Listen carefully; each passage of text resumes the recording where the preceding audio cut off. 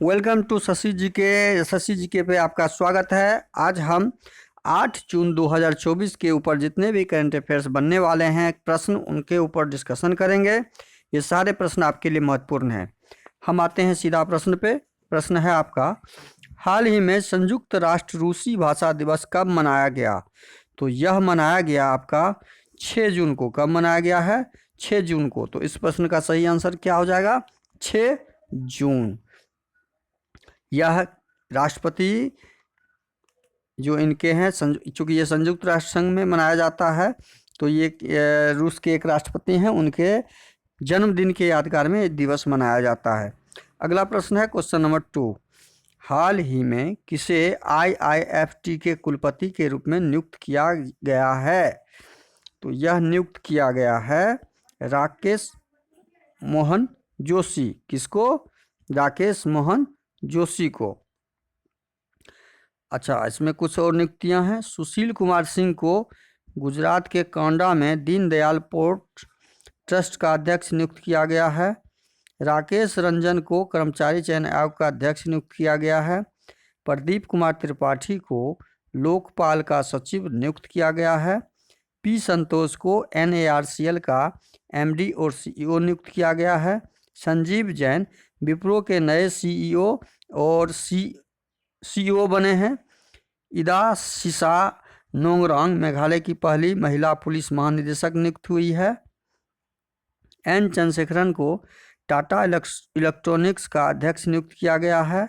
ओंकार साल्वी को Mumbai cricket team का मुख्य कोच नियुक्त किया गया है।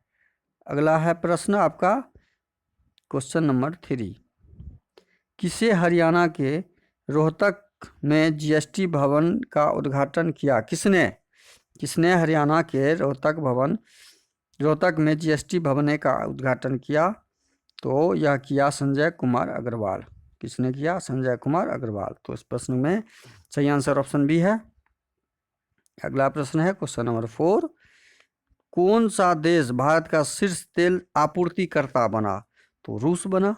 रूस सारा सनसन लगने के बाद भी भारत को रूस तेल देते रहा, वो भी रिबेट पे। और यह शीर्ष पर, मतलब पहला नंबर पर है जो भारत का तेल को पूर्ति करता है। रूस के बारे में आप जान लें। रूस की राजधानी मॉस्को, रूस का करेंसी रशियन रूबल है, और रूस के राष्ट्रपति तो पुतिन जी हैं, सबको पता है। रूस तालिबान को आतंकवादी सूची से हटाएगा। रूस क्या करेगा? तालिबान को आतंकवादी सूची से हटाएगा। रूस ने 2024 ब्रिक्स की अध्यक्षता संभाली। भारत ने रूस को से S-400 मिसाइल स्क्वाड्रन खरीदे हैं। रूस ने परमाणु ऊर्जा वाली महाशक्ति मिसाइल 7 बनाई। अगला प्रश्न है क्वेश्चन नंबर 5। कौन एप्पल को पीछे छोड़कर दुनिया की दूसरी सबसे बड़ी मूल्यवान कंपनी बनी? तो सबसे बड़ी मूल्यवान कंपनी बनी है नवीडिया।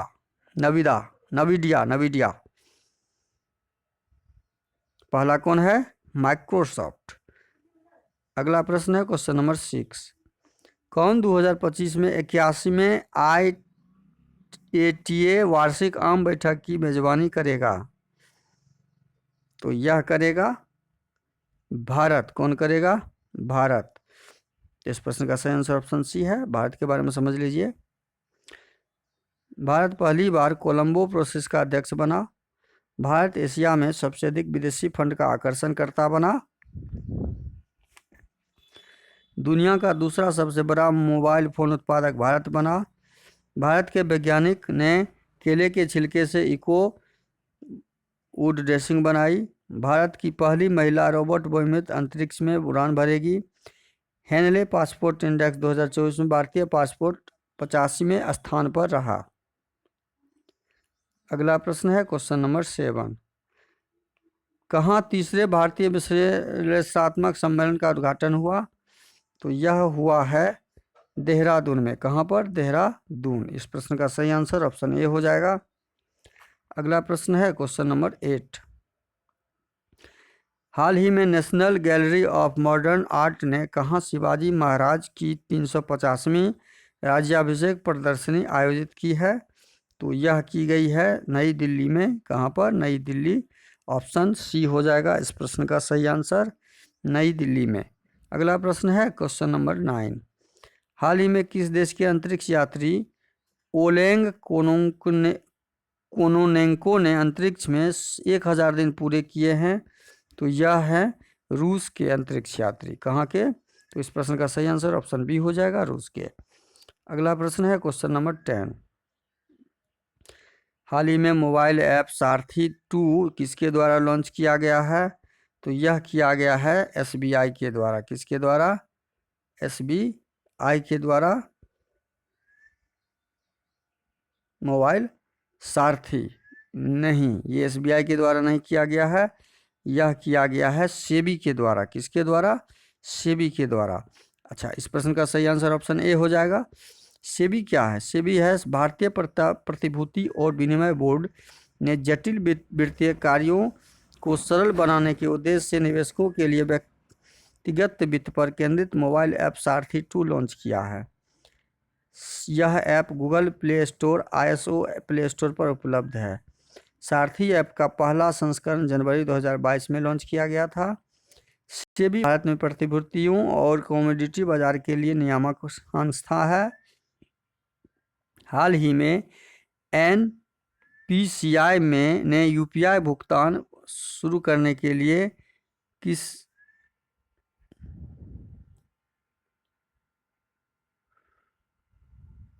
केंद्रीय बैंक के साथ समझौता किया है? क्वेश्चन नंबर 11 में टाइपिंग एरर है, इस प्रश्न को हम स्किप करते हैं। अगला प्रश्न देखते हैं। हाल ही में अंतर्राष्ट्रीय क्रिकेट में 600 छक्के लगाने वाले दुनिया के पहले बल्लेबाज कौन बने हैं? दुनिया के पहले बल्लेबाज बने हैं रोहित शर्मा। कौन? रोहित शर्मा। तो इस प्रश्न का सही आंसर हो जाएगा ऑप्शन बी। अगला प्रश्न है क्वेश्चन नंबर 13। किस देश ने फिलिस्तीन को आधिकारिक तौर पर मान्यता दी है? तो यह दी है किसने? स्लोवेनिया ने। किसने? स्लोवेनिया ने। तो इस प्रश्न का सही आंसर हो जाएगा ऑप्शन सी। स्लोवेनिया के बारे में समझ लीजिए। स्लोवेनियाई संसद ने एक महत्वपूर्ण फैसले से फिलिस्तीन को एक स्वतंत्र राष्ट्र के रूप में मान्यता दे दी। इससे पहले स्पेन, आयरलैंड और नॉर्वे ने भी फिलिस्तीन को आधिकारिक रूप से मान्यता दी है। यूरोपीय संघ के 27 सदस्यों में से स्वीडन, साइप्रस, हंगरी, चेक गणराज्य, पोलैंड, रोमानिया और बुल्गारिया पहले ही फिलिस्तीन को मान्यता दे चुके हैं। अगला प्रश्न है क्वेश्चन नंबर 14। हाल ही में चर्चा में रही स्पर्श सेवा किस मंत्रालय से संबंधित है? तो यह सेवा रक्षा मंत्रालय से संबंधित है। तो इस प्रश्न का सही आंसर ऑप्शन सी हो जाएगा, रक्षा मंत्रालय। हाल ही में सिस्टम फॉर पेंशन एडमिनिस्ट्रेशन रक्षा स्पर्श सेवा केंद्र के लिए bank of India, Canara bank, central bank, bank of India और से संपर्क किया। बैंक ऑफ इंडिया और उत्कर्ष स्लम फाइनेंस बैंक के साथ समझौता किया है। इसके बाद स्पर्श सेवाएं देश भर में कुल 15 बैंकों की 26,000 से अधिक शाखाओं में उपलब्ध होगी। अगला प्रश्न है क्वेश्चन नंबर 15। हाल ही में किस देश के ईबू ज्वालामुखी में 2 बार विस्फोट हुआ है? तो वह हुआ है आपका इंडोनेशिया। किसकी ज्वालामुखी में? इंडोनेशिया। इंडोनेशिया की राजधानी जकार्ता है। इसका करेंसी इंडोनेशियन रुपीज है और राष्ट्रपति हैं जोको विडोडो। वीडियो को शुरू से अंत तक जरूर देखिए। वीडियो अच्छा लगे तो लाइक और कमेंट कर दीजिए। चैनल पे नए आए हैं तो प्लीज़ चैनल को सब्सक्राइब कर लीजिए। थैंक यू, धन्यवाद। जय हिंद, जय भारत।